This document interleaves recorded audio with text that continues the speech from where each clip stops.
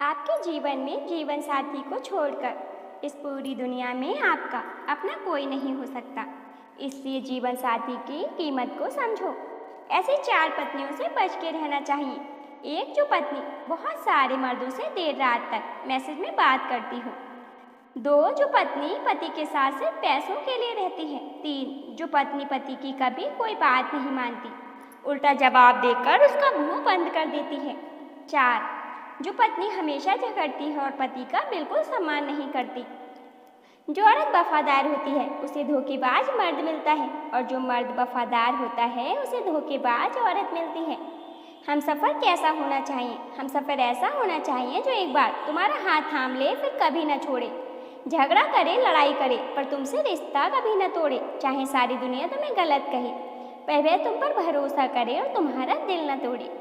कामयाब औरत वह नहीं जो पैसे कमा सके, बल्कि कामयाब औरत वह है जो घर को संभाल सके और अपनी काबिलियत से घर को जन्नत बना सके। औरत को रोका गया, टोका गया, छोड़ा गया, रखा गया, परखा गया, बस उसे कभी समझा नहीं गया। यही सत्य है। धर्म केवल कर्म से होता है। कर्म के बिना धर्म की कोई परिभाषा नहीं है। यह औरतें बड़ी अजीब है साहब। निभाने पर आए तो नाली में पड़े शराबी के साथ पूरी जिंदगी गुजार दी, वरना छोड़ने पर आए तो बिल गेट्स को भी छोड़ दें। हजारों लड़कियां आती हैं, हजारों जाती हैं, हजारों हंसाती हैं, हजारों रुलाती हैं, लेकिन मेरे दोस्त साथ वही निभाती हैं जो डोली में आती हैं और हमारे घर से अर्थी में जाती हैं। यही एक प्यार का सत्य है। उस औरत का चेहरा बिना मेकअप के चमकता है जिसको अपने पति का प्यार और वक्त मिलता है। पति को मुंह पर गाली देने और उसके मर जाने की कामना करने वाली स्त्रियां भी वट सावित्री व्रत और करवा चौथ का व्रत रख रही हैं। समझ नहीं आता यह दिखावा किस लिए कर रही हैं। शादीशुदा आदमी दूसरी औरत को पसंद करता है, यह उनकी फितरत है, लेकिन एक औरत को अपने पति के अलावा कोई भी मर्द पसंद नहीं आता, चाहे वह पति कैसा भी हो। बेटियों की जगह बेटों को शादी में विदा करके देखो, कितने दिन टिकते हैं ससुराल में। आदर्श का ठेका तो सिर्फ बेटियों ने ही ले रखा है। स्त्री कमजोर है, सिर्फ किताबों में लिखा है। मर्द कमजोर है, यह सरेआम दीवारों पर लिखा रहता है। लड़का पति बनकर दहेज मांगता है और लड़की सास बनकर ताने देती है। दोनों ही समझदार बनो, बेवकूफ़ नहीं। घर अपनी कमाई से चलते हैं, भीख लेकर नहीं। जिस घर में बहू की कोई वैल्यू ना हो, ससुर के पास अपना कोई दिमाग ना हो, सास ननद की चलती हो, उस घर का नाश होना तय है।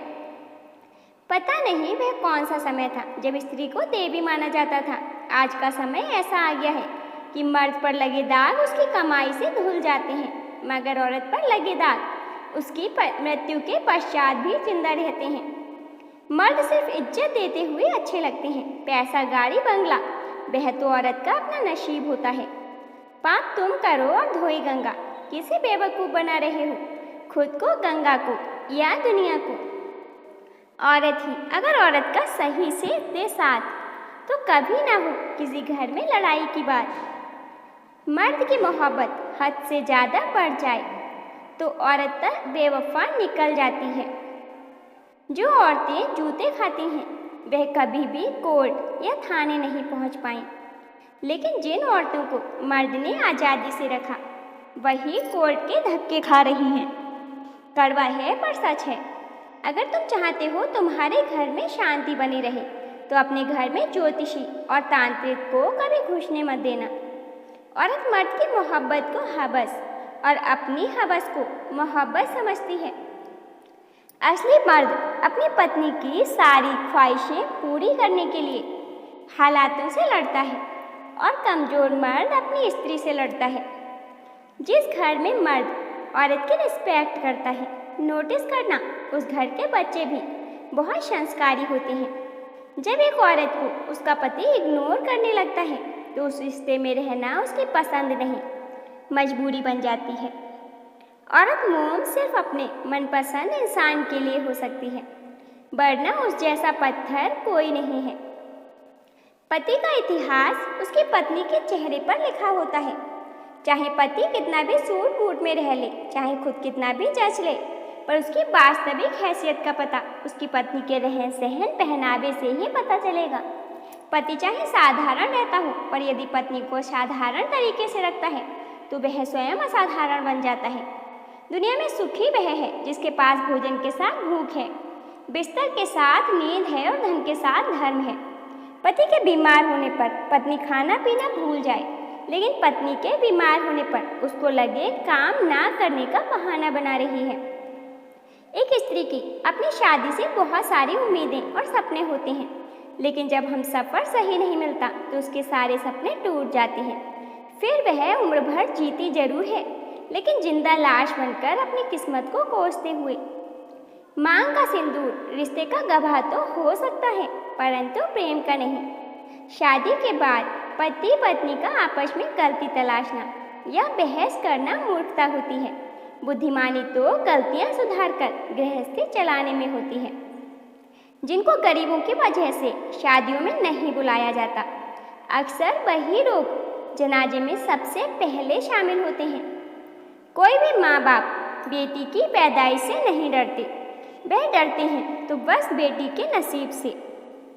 माफ़ करना और शांत रहना सीखिए, ऐसी ताकत बन जाओगे कि पहाड़ भी रास्ता देंगे। जिंदगी इस तरह जियो, जब कोई कहे तुम्हारे कर्मों का फल मिलेगा तो वह बात दुआ लगे बद्दुआ नहीं। बेटे हमेशा भाग्य से होते हैं, लेकिन बेटियां हमेशा सौभाग्य से प्राप्त होती हैं। सीता माँ ने जाते वक्त एक बात बिल्कुल सच कही थी, इस संसार में नारी का कोई सम्मान नहीं। चाहे आप कितने भी अच्छे क्यों ना हो, लेकिन आप गलत जगह पर होंगे तो आपकी कीमत धूल बराबर है। माँ बाप तो हर औलाद को बहुत अच्छे मिलते हैं, लेकिन हर माँ बाप को अच्छी औलाद नहीं मिलती। कोई भी बेटी और माँ कभी अलग नहीं रह सकती, फिर चाहे उनके बीच में कितनी भी दूरियां क्यों ना हो। सत्य केवल उन लोगों के लिए कड़वा होता है जो लोग झूठ में रहने के आदी हो चुके होते हैं।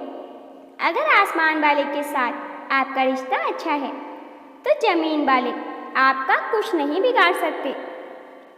बड़ी खुशनसीब होती है वह माँ जिसकी पहली औलाद एक बेटी होती है। किसी की धूल क्या झोंकी आंखों में पहले से बेहतर दिखने लगा है। छोटी छोटी बातों पर जिद करने वाली आज अकेले में रोना सीख गई। देख माँ, तेरी बेटी बड़ी हो गई। मनुष्य अपना अहंकार अपने अच्छे समय में दिखाता है, लेकिन उसका परिणाम उसके बुरे समय में दिखता है। भाग्य को मत कोसो, क्योंकि भाग्य से बड़ा तो कर्म है जो स्वयं आपके हाथों में है। जी जान लगा दो कमाने में, क्योंकि पैसे बहुत ज़रूरी हैं इस जमाने में। कई बार कसूर किसी का भी नहीं होता, एक गलतफहमी खूबसूरत रिश्ते को भी तबाह कर देती है। सास ससुर से दूर रहने वाली बहू भी अपने मायके आकर भाई भाभी से कहती है कि मम्मी पापा का अच्छे से ख्याल रखना। ज़रूरत से ज़्यादा बोलने वालों के साथ ज़रूरत से कम संबंध रखना ही उचित है। कलयुग के इस दौर में गरीबों की बेटी पर आंख तो सब रखते हैं, पर सिर पर हाथ कोई नहीं रखता। इतना आसान नहीं है अपने ढंग से जिंदगी जी पाना।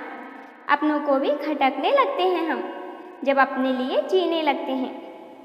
आज के युग की बेटी अपने पिता से यही गुजारिश करती है कि ना ही उसे राम जैसा, ना ही कृष्ण जैसा और ना ही अर्जुन जैसा पति चाहिए। राम जी ने सीता जी की अग्नि परीक्षा ली, उनको वनवास दिया। कान्हा ने राधा से प्यार किया और रुक्मणी से शादी की और रासलीला गोपियों के साथ की। वह चाहती है कि उसका पिता उसे इतना पढ़ा लिखा दे कि कोई उसको धोखा न दे सके। अपनी नज़र हमेशा उस पर रखो जिसे तुम पाना चाहते हो, उस पर नहीं जिसे तुम खो चुके हो। लॉटरी सिर्फ पैसों की नहीं होती, सही इंसान का मिलना भी किसी लॉटरी से कम नहीं होता। दोस्तों, कुछ लोग वीडियो को इग्नोर कर देते हैं और अपने जीवन से जुड़ी बेहतरीन जानकारियाँ छोड़ देते हैं। आपसे मेरी प्रार्थना है, मेरा मनोबल बढ़ाने के लिए वीडियो को लाइक और शेयर जरूर करें। साथ ही चैनल पर नए हों तो हमारे चैनल AV हिंदी स्टोरीज को सब्सक्राइब करना ना भूलें। धन्यवाद।